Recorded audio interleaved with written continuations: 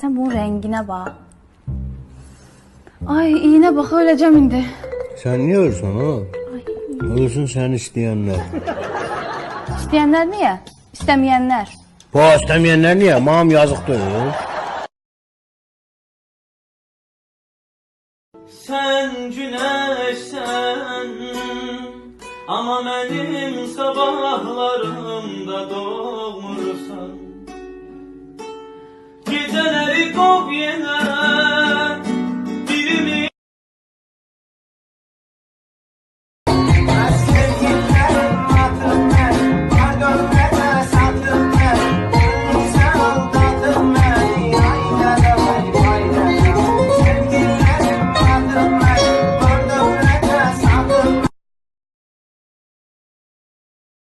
Atasının gözünün ağı karasıdır. Bu kız şirin bir Allah'ın belasıdır. Yine bilişimin istirin balasıdır. Kaniden adam tutmak var, lezzet eləyir. Üstü pa, mi, dor. Pomidor. Pomidor. Pomidor. Pomidor. Pomidor. Pomidor. Pomidor.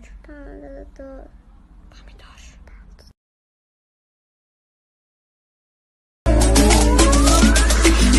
Bilmem sevdiğine böyle mi yapar seven? Güneşimi karartıp da kaçan giden bu karanlıkta.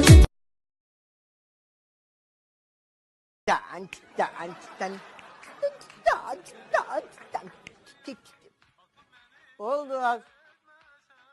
Az oldu. O ne? Zehir var. Şaha kamalın cəcəcə camal olubudur. Ləbin şərabın zülal olubudur. Dəfn mərasimi idi, qəbrə gedən kim idi?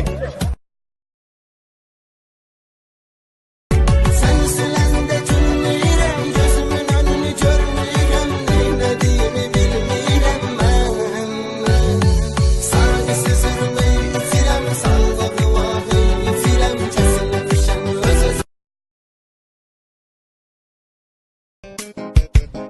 Başımın üstü duman, qara duman dayan. Sənin mənim ürəyimdə, mən uzaqlardayam. Başımın üstü duman, qara duman dayan. Roma'yı kim yaktı? Vallahi ben yakmadım. Oğlum Roma'yı kim yaktı dedim. Vallahi ben yakmadım dedim müdür bey. Ne diyor bu? Şaban yalan söylemez müdür bey, ben yakmadım diyorsa yakmamıştır. Evet.